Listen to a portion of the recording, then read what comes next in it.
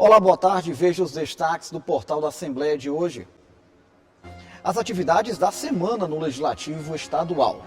A repercussão no Parlamento Maranhense sobre a greve dos rodoviários. Informações sobre o concurso público da Assembleia Legislativa.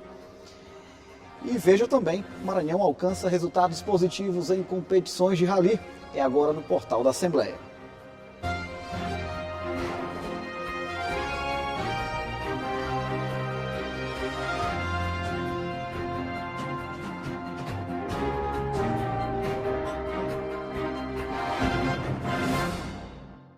Mais uma vez, boa tarde a você. A gente começa o portal de hoje indo ao vivo falar com o repórter Joelson Braga, que tem informações sobre as atividades e os assuntos que repercutiram no Parlamento Maranhense durante a semana. Joelson Braga, me conte as novidades. Olá, Segundo, boa tarde a você, boa tarde a todos que nos assistem. Encerrando mais uma semana de trabalho aqui no Legislativo Estadual. E durante essa semana aqui na Assembleia Legislativa, muitos temas de interesse dos maranhenses estiveram em discussão. Eu trago alguns aqui. Destaco a extinção das varas trabalhistas nos municípios de Timon, Pedreiras e Açailândia. Isso vem preocupando muitos dos parlamentares. O deputado Rafael Leitor, a deputada Socorro Joaquim, que são lá de Timon, fizeram o pronunciamento. Inclusive, o deputado Vinícius Louro também falou sobre esse tema. Outra preocupação dos parlamentares aqui na Assembleia Legislativa são as fortes chuvas que vêm castigando os municípios maranhenses. E os parlamentares pedem atenção a esses municípios. E agora, o tema da semana, né, esse sufoco porque passam os usuários do transporte coletivo aqui na capital maranhense e também de toda a grande ilha, também não passou em branco aqui. Os parlamentares trataram desse assunto, inclusive eu preparei um resumo do que ocorreu durante essa semana, das manifestações dos parlamentares, e aqui o nosso telespectador vai assistir agora. Em menos de 4 meses, esta é a segunda greve dos rodoviários que atende ao transporte coletivo na capital maranhense. A paralisação tem causado grande transtorno à população e o assunto teve repercussão na Assembleia Legislativa.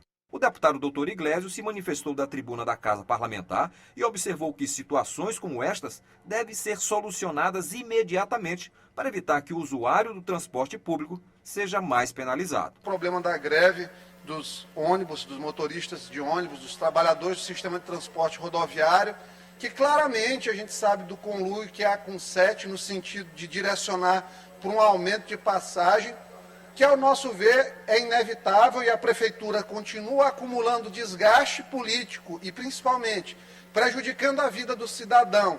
Em decorrência disso, a greve afeta o sistema de transporte que atende São Luís e região metropolitana, prejudicando ainda a locomoção de usuários de Passo do Lumiar, Raposa e São José de Ribamar. O deputado Duarte Júnior também se pronunciou na tribuna da Assembleia Legislativa e observou que a falta de diálogo do Poder Executivo Municipal com os rodoviários e empresários tensionou o setor e resultou na greve. Tem uma decisão da Justiça mandando manter a circulação de 80% dos ônibus em São Luís. Diariamente, é basicamente isso que funciona. Há meses, anos, em São Luís, nós já apontamos aqui, já fiscalizamos. O transporte público não está em funcionamento em sua integralidade. No ano passado, os trabalhadores do transporte rodoviário entraram em greve no dia 21 de outubro. O problema se arrastou por mais de 10 dias e os trabalhadores aceitaram a proposta dos empresários, que constituiu em 5% de reajuste salarial. Agora, entre as demandas dos rodoviários estão reajuste salarial de 15%, ticket de alimentação de R$ 800, inclusão de um dependente no plano de saúde e regularização dos salários atrasados. Um detalhe é que a desembargadora Solange Castro, do Tribunal Regional do Trabalho da 16ª Região, reconheceu a abusividade e ilegalidade da greve e determinou ao Sindicato dos Rodoviários, Sindicato das Empresas de Transporte, Consórcio Central, Consórcio Via SL e Consórcio Upauaçu que garantisse no mínimo 80% da frota do transporte público na Grande São Luís. E o descumprimento implicaria em multa diária de R$ 50 mil.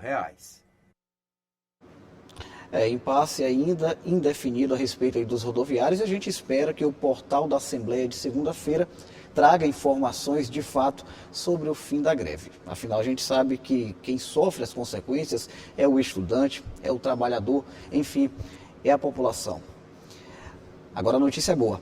Ainda dá tempo de se inscrever para o concurso público da Assembleia Legislativa do Estado do Maranhão. São mais de 60 vagas ofertadas.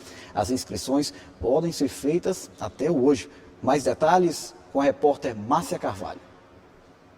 Estão sendo ofertadas 66 vagas para os níveis médio e superior. O concurso da Lema, especialmente para mim, ele é muito importante porque ele dispôs, a vaga de comunicação social e jornalismo, e como uma profissional que é recém-formada, essa é uma possibilidade gigantesca para mim, porque é uma forma de eu conseguir me inserir num mercado que, infelizmente, aqui no Maranhão, ele é restrito, e consolidado por pessoas que já têm um pouco mais de experiência na área. A inscrição pode ser feita no site ceperj.seleção.net.br. O valor da inscrição é de R$ 95,00 para cargos de nível médio e R$ 140 para nível superior.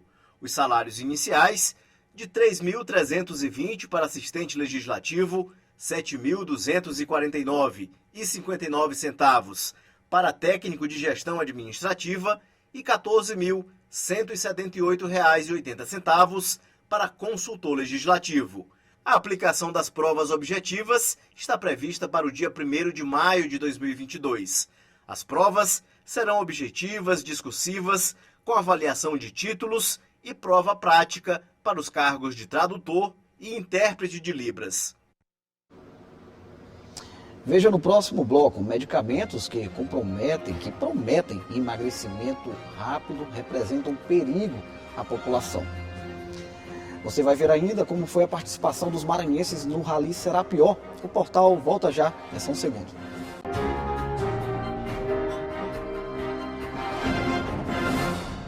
Emagrecer é o desejo de muitas pessoas e vários métodos são apresentados para que essas pessoas possam alcançar algum tipo de meta de maneira acelerada. O problema é que muitos deles apresentam riscos à saúde. É importante ficar atento, é o que diz a reportagem. A morte de uma enfermeira de 42 anos em São Paulo por conta do consumo de composto de ervas para emagrecimento levantou uma série de preocupações nos últimos dias. Até que ponto o uso desses medicamentos pode ser favorável para quem faz o uso deles? Ter um corpo perfeito é o sonho de muita gente. Muitos fazem de tudo para concretizar essa meta. E em muitos casos, o exagero traz consequências graves. É o caso da Júlia Beatriz, que não teve uma boa experiência com o uso desses medicamentos que prometem o emagrecimento. Esses remédios eu não fazia acompanhamento médico, então isso me prejudicou muito mesmo ao longo da minha adolescência, e só depois de um tempo, quando eu já estava na fase adulta, que eu percebi que era um risco desnecessário. Você tomar sem a receita acompanhamento médico, esses remédios que prometem um emagrecimento, só que na hora prejudicam muito sua saúde, porque causam muita vontade de ir ao banheiro, muita tontura, muita fraqueza. Então, assim, foi uma experiência, para mim, foi uma experiência muito ruim. Quem quer um atalho para emagrecer deve pensar 2 vezes antes de recorrer à automedicação. O ideal é que o uso de medicamentos com essa finalidade seja recomendado por um médico após uma avaliação completa do estado de saúde do paciente. Mesmo os fitoterápicos, que utilizam princípios ativos de algumas plantas medicinais, não estão isentos de efeitos adversos. Por serem de uma venda livre, implicam um menor risco ao paciente, mas também não trazem um benefício milagroso e podem causar complicações sérias, como foi o caso da enfermeira de São Paulo. Esta farmacêutica explica os perigos da automedicação tradicional e os tipos de complicações que podem surgir com o uso dos fitoterápicos. Temos plantas que não pode ser tomado, por exemplo, uma pessoa que já tem problemas hepáticos, porque o nosso fígado ele é o principal órgão que metaboliza tudo que a gente consome. Então, se você tem um problema hepático e o medicamento, quer seja ele fitoterápico, quer seja ele o alopático de um modo geral, ele pode sim causar danos. Não necessariamente esse dano seja especificamente do medicamento. Ela alerta ainda que é necessário que esses remédios sejam regularizados na Anvisa antes de serem comercializados. Tudo tem que estar devidamente registrado na Anvisa, porque é preciso que no rótulo esteja toda a identificação, não só o nome da planta comum, como a gente conhece, por exemplo, como o boldo, né? Eu tenho que ter também um nome científico, Pneumus boldo, por exemplo, eu tenho que saber qual é o nome científico dele, eu preciso saber da dose que está presente ali dentro. Eu não posso ter simplesmente só boldo.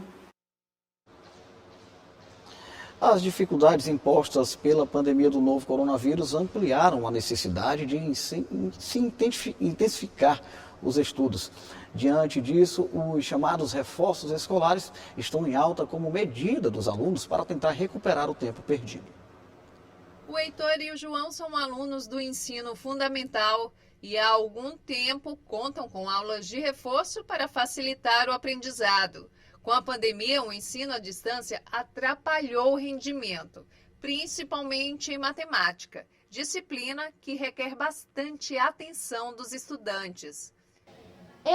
O conteúdo que eu tinha mais dificuldade mesmo de aprender era matemática, mas eu estou estudando ele para ficar melhor. Com certeza era a dificuldade de prestar atenção, porque quando você está na frente de um computador, você está vendo a sua cama do lado, você vê os jogos ali no seu computador, então você sente muita dificuldade de prestar atenção na aula, entendeu? Depois de 2 anos entre aulas online e também o formato híbrido, essas dificuldades do João e do Heitor são semelhantes à de milhares de outros estudantes brasileiros que agora precisam de aulas de reforço para recuperar os prejuízos.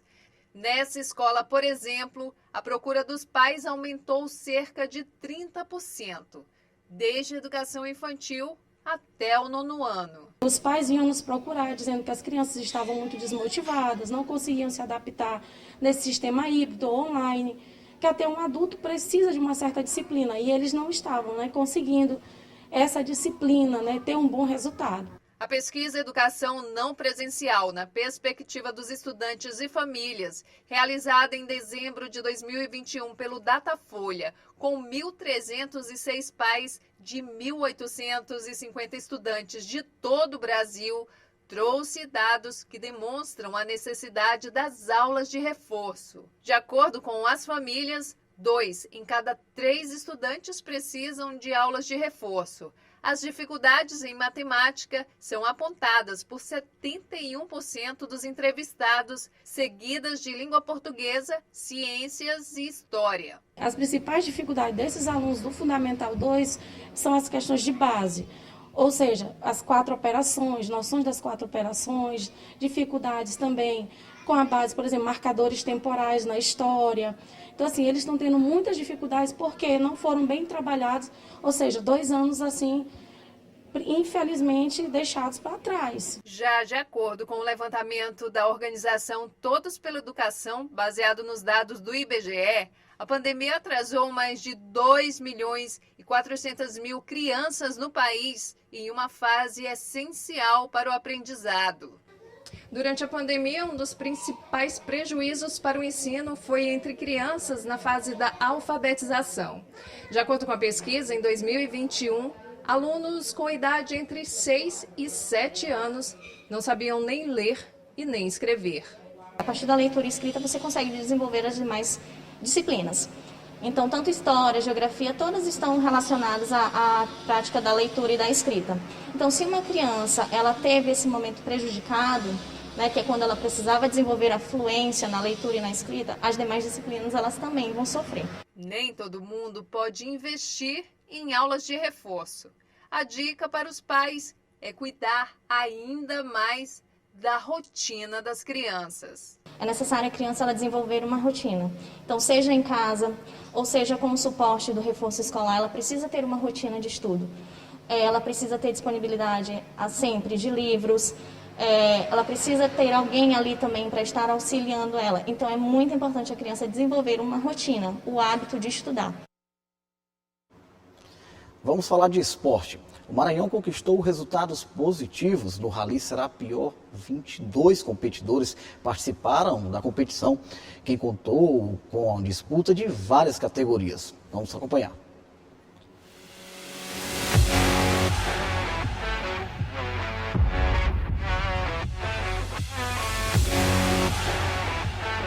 O Maranhão foi destaque na 35ª edição do Rally de Regularidade do Nordeste, o Serapió.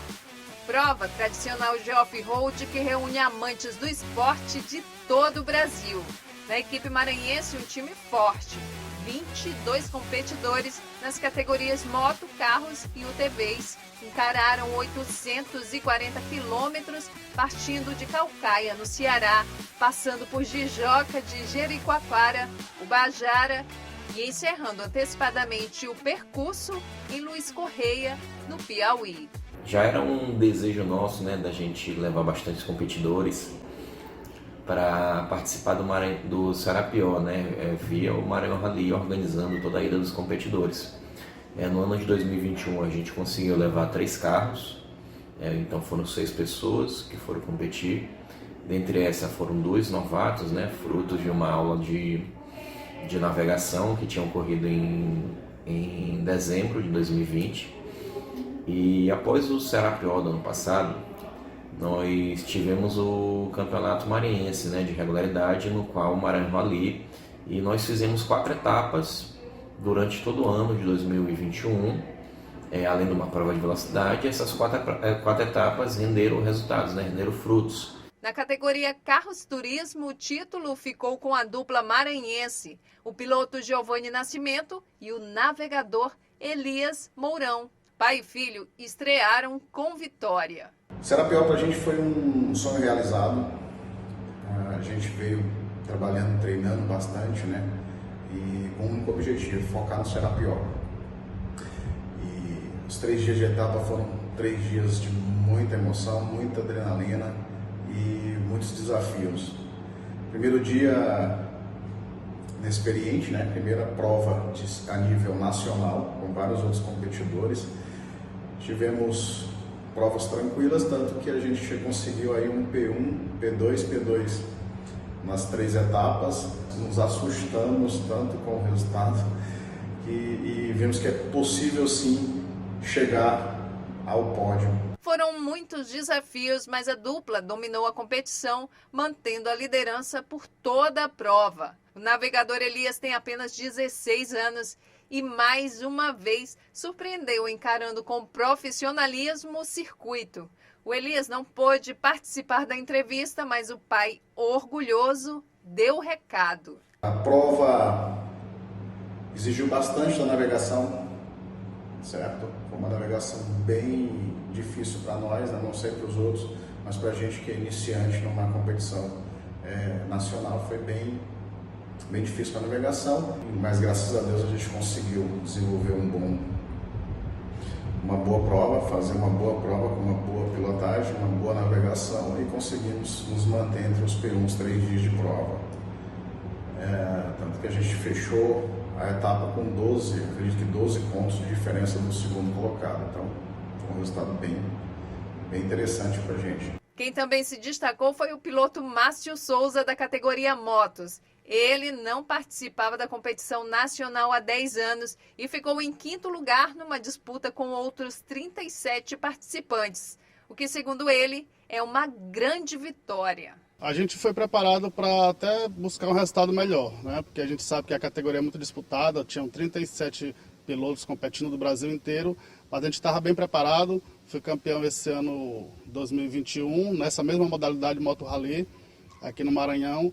Então talvez eu poderia ter buscado um resultado melhor, né? Infelizmente foi cancelada a última etapa e não deu para ir buscar. Mas o 5º lugar para a gente já é muito satisfatório, né? É como se fosse um primeiro maranhense, né? Como a gente sempre tem.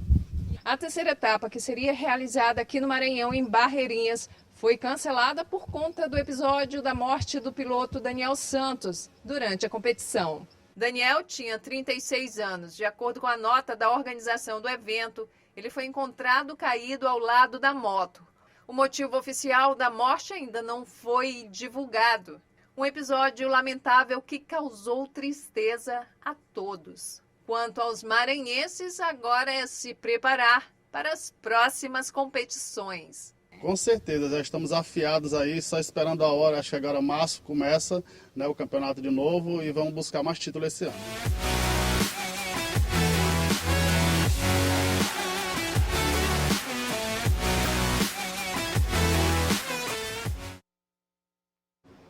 Adrenalina pura. Parabéns aí aos 22 competidores maranhenses que representaram o nosso estado nesta competição.